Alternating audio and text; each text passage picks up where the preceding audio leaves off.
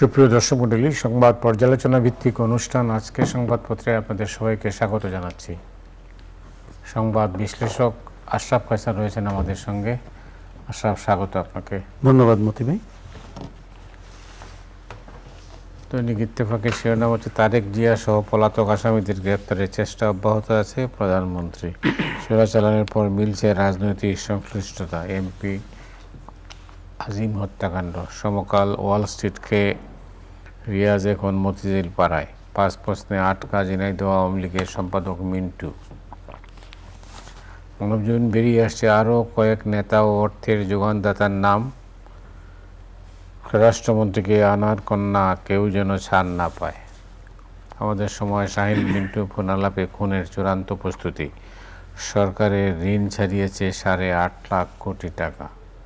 জায়জা দিন পশুবাহী ট্রাকে তবুও চাঁদাবাজি। অর্থ আত্মসাতের মামলায় ডক্টর ইউনূসের বিচার শুরু।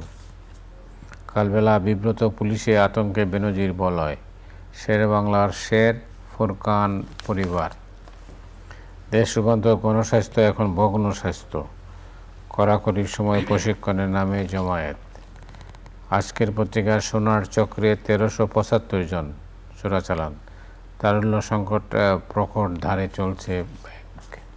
আলোকিত বাংলাদেশ, গোখাদ্যের বাড়তি দামের প্রভাব কোরবানির হাটে। তারেক সহ পলাতক আসামিদের গ্রেপ্তারের চেষ্টা অব্যাহত রয়েছে। দৈনিক বাংলা, তারেক রহমান সহ পলাতক আসামিদের গ্রেপ্তারের চেষ্টা চলছে প্রধানমন্ত্রী। উড়ন্ত আফগানদের সুপার 8-এর মিশন। করতোয়া চাঞ্চল্যকর তথ্য, ছবি প্রকাশ। তারেক সহ পলাতক আসামিদের গ্রেপ্তারের চেষ্টা চলছে। TBS 1.13 billion project plan to boost logistics at Bangabandhu Shilpanagar. আজকেও এমপি আনার হত্যার নানা খবরাখবর আজকে বেরিয়েছে নানা দিকেই। আসলে আওয়ামী লীগের লোকজনই জড়িত, বিশেষ করে মিন্টুর নামটা ভালোভাবে আসছে। ছবিও প্রকাশ পেয়েছে। তো নতুন নতুন মোড় বলা চলে আর কি। আপনি কিভাবে দেখেন? মতি ভাই, প্রথমত আপনাকে ধন্যবাদ এবং মানবজমিনকে অভিনন্দন যে আমি একটা এক্সক্লুসিভ ছবি দেখতে পাচ্ছি।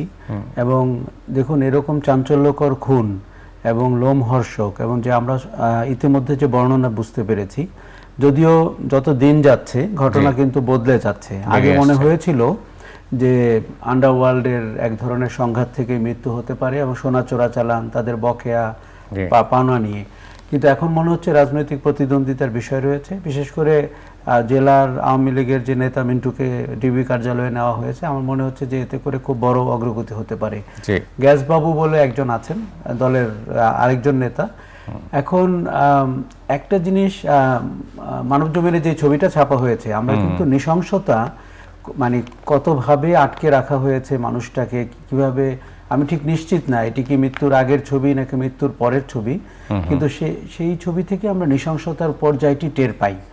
দেখুন, যেই রাজনীতিতে নেতৃত্বের কোন্দলের জন্য অথবা পদ পদবীর জন্য অথবা এমপি হওয়ার জন্য এরকম নৃশংসভাবে হত্যার চেষ্টা হতে পারে, তাতে পুনর্বার বিবেচনা করার সুযোগ রয়েছে। এবং আমরা আসলে কোন রাজনীতি সমাজকে দেখাচ্ছি, নেতৃত্বকে দেখাচ্ছি, সেটি বিবেচনার সুযোগ রয়েছে।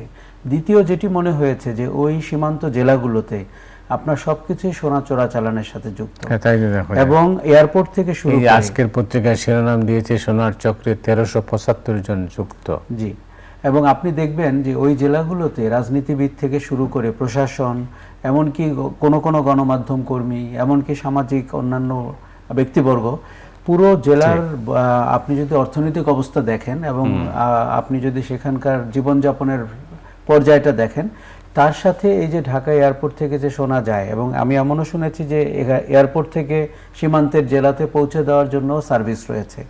কাজেই এই অঙ্কটি কত, তার সাথে কত মানুষ যুক্ত, এবং সেটি ক্ষমতার বলয়কে নির্ধারণ করে দেয় যে কারা কতটুকু প্রভাবশালী হবেন, এবং তার সাথে যুক্ত রাজনীতি, তার সাথে প্রশাসন।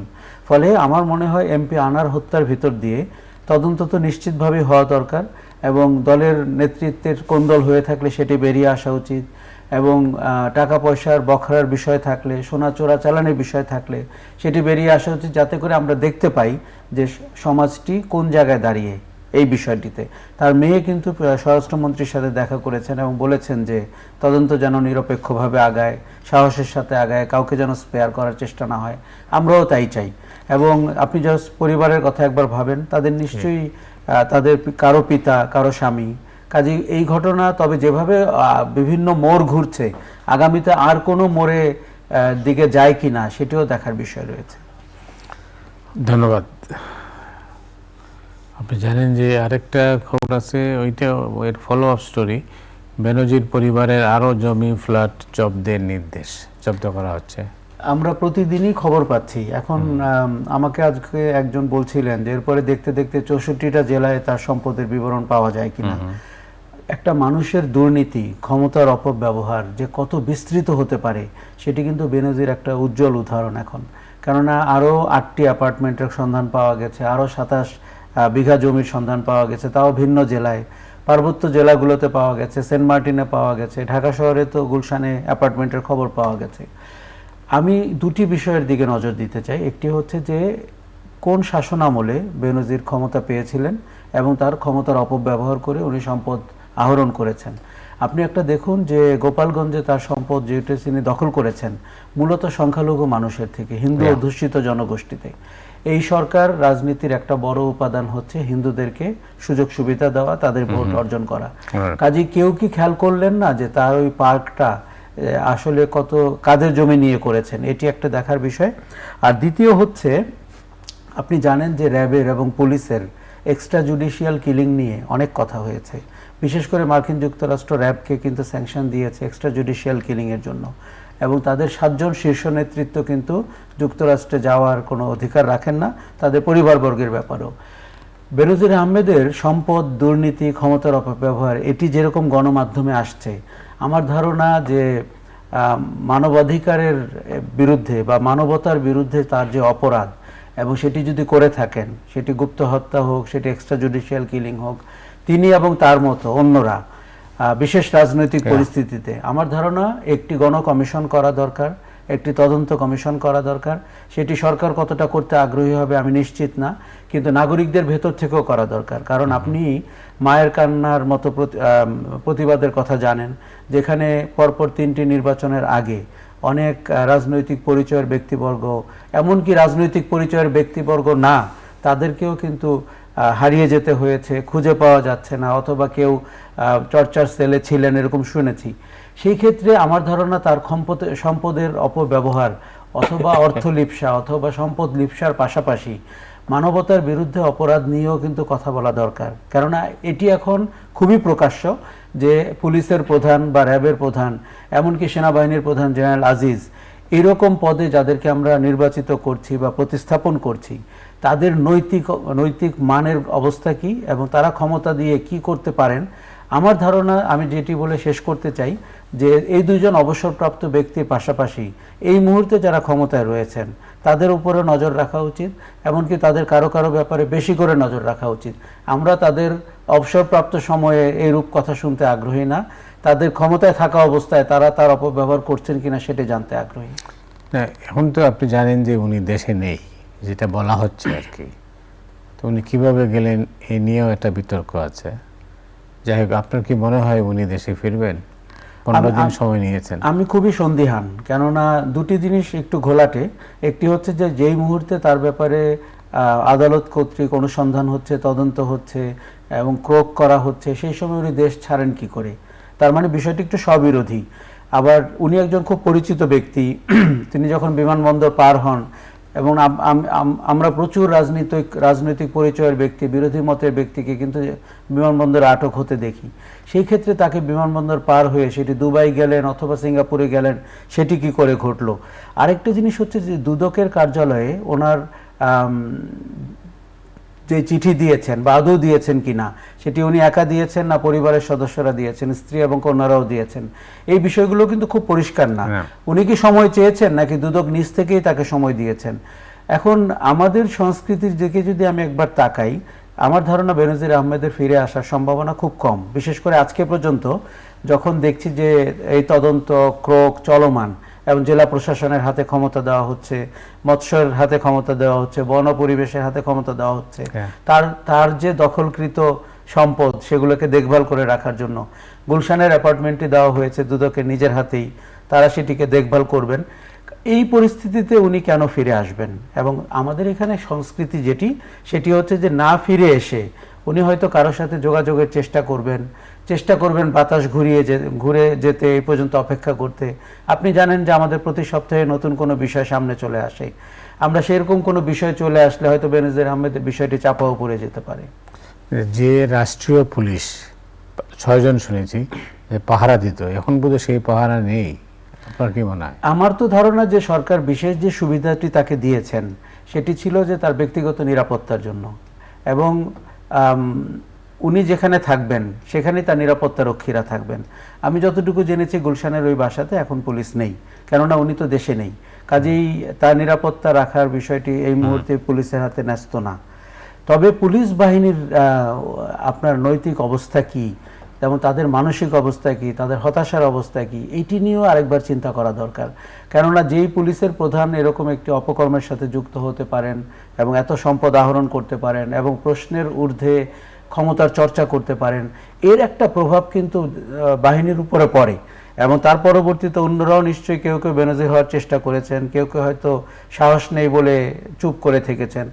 আপনি জানেন যে ইদানিং পুলিশের একজন পুলিশ কনস্টেবল যেভাবে আরেকজন পুলিশ কনস্টেবলকে আপনার গুলি করে হত্যা করলেন ডিপ্লোম্যাটিক কূটনৈতিক পাড়ায়, এটি কিন্তু আমাদেরকে অনেক ভাবে প্রশ্নের উদ্রেক করে যে পুলিশ বাহিনীর ভিতরে মানসিক অবস্থা কি, তাদের শারীরিক অবস্থা কি, তাদের ডিউটির অবস্থা কি। সাধারণ একজন কনস্টেবল এবং উনি যেভাবে গুলি করেছেন মৃত্যু নিশ্চিত জেনেও, তারপরে তার নিজস্ব অস্ত্র, এমনকি যার মৃত্যু হয়েছে তার অস্ত্র দিয়েও তাকে গুলি করেছেন।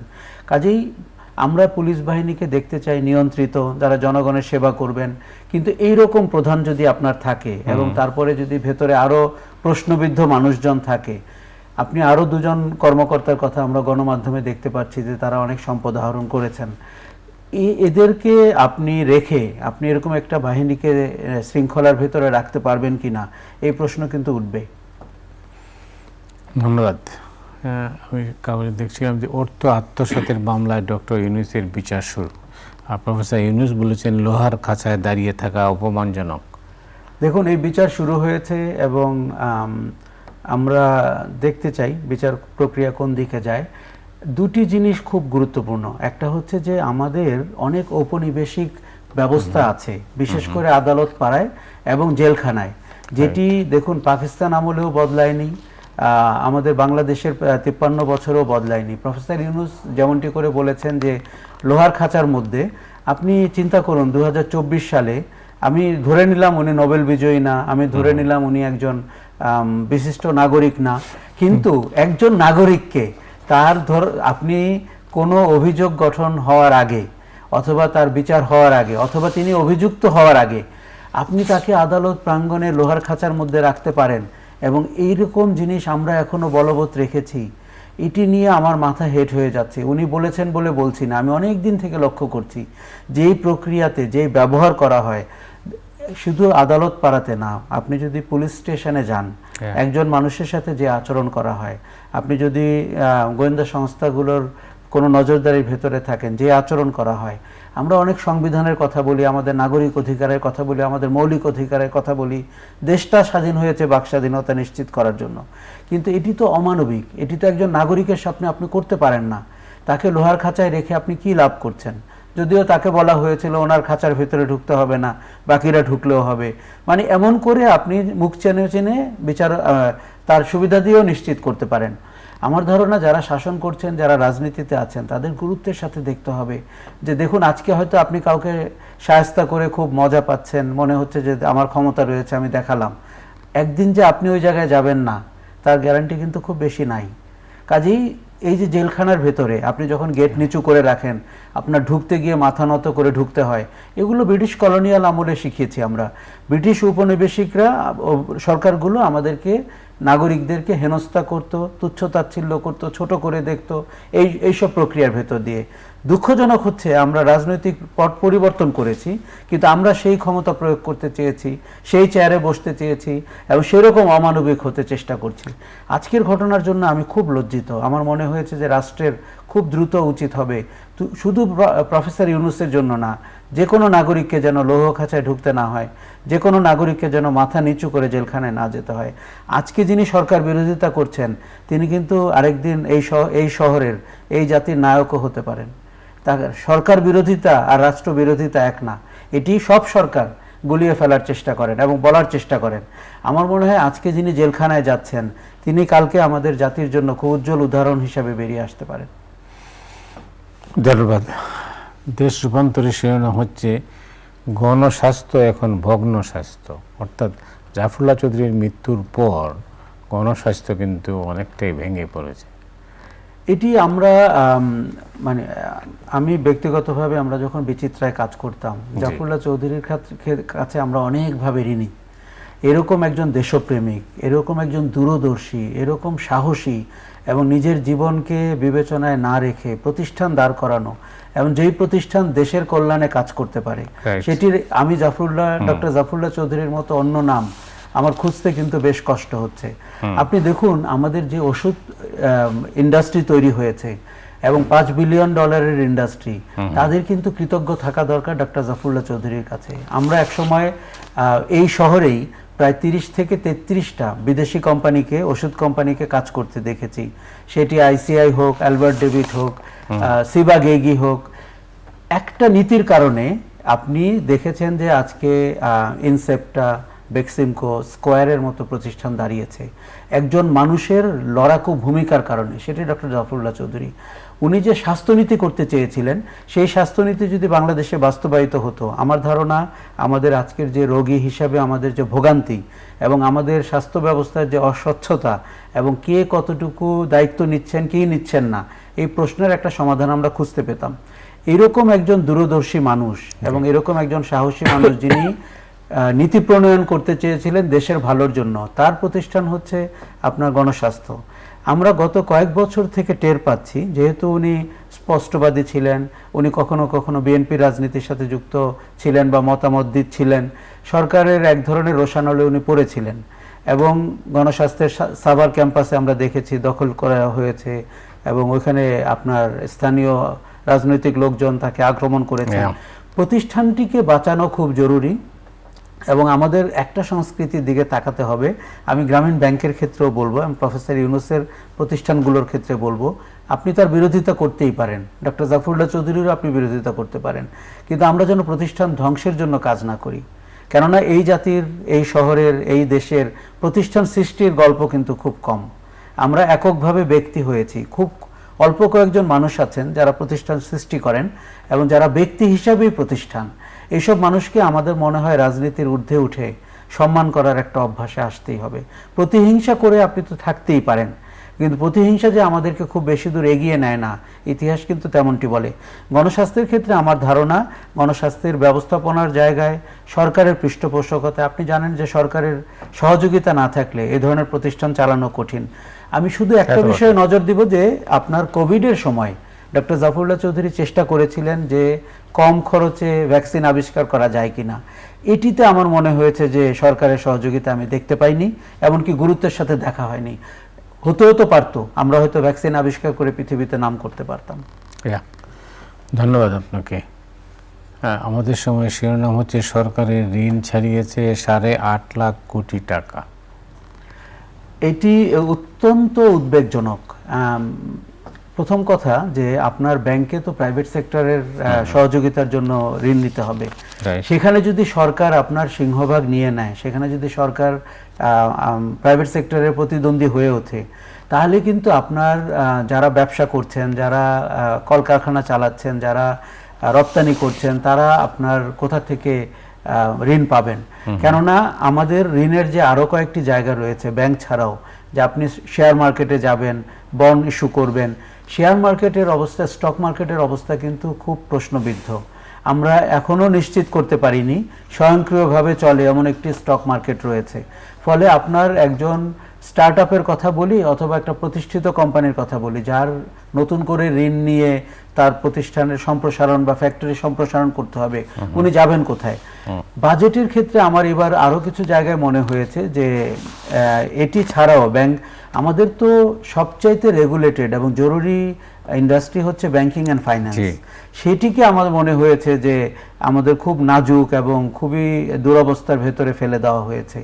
আরও একটা জিনিস হচ্ছে যে আপনি যদি সঠিকভাবে ট্যাক্স দেন তাহলে আপনি 30% আপনি ট্যাক্স দিচ্ছেন, আর যদি আপনি ট্যাক্স ফাঁকি দেন আপনাকে 15%-এর মধ্যে আপনাকে সাদা করার সুযোগ দেওয়া হচ্ছে।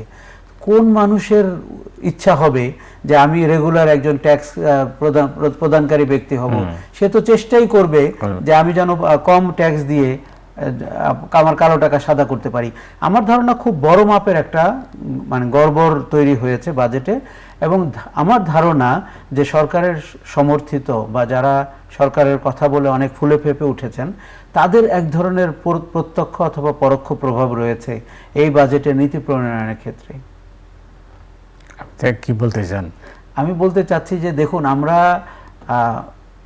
এক সময় দেখেছি যে সরকারের সহযোগিতায় তারা গড়ে ওঠে, কিন্তু ইদানিংকালে আমরা দেখতে পাচ্ছি যে তারা নীতি প্রণয়নে প্রভাবকের ভূমিকা অবতীর্ণ হয়। আমি শুধু আপনাকে একটা উদাহরণ দেই। বাংলাদেশ ব্যাংক নীতি প্রণয়নের ক্ষেত্রে শেষ কবে জোরালো পদক্ষেপ নিয়েছেন এটি কিন্তু আমরা মনে করতে পারছি না। প্রায়শই দেখতে পাই ব্যাংকের মালিকরা, ব্যাংক যারা চালান, যারা আবার সংসদে রয়েছেন, সরকারে রয়েছেন, ব্যাংকে রয়েছেন, তারা নীতি প্রণয়ন করেন এবং অনেকটা অ্যাডমিনিস্ট্রেটিভ নীতি প্রণয়ন ব্যাংকের মাধ্যমে আমরা জানতে পারি, যেখানে ব্যাংকের তেমন কোনো সায় নাই এবং রোলও নাই। কাজেই এটি বাজেট প্রণয়নের ক্ষেত্রেও চলে গেছে বলে আমার এবার মনে হয়েছে।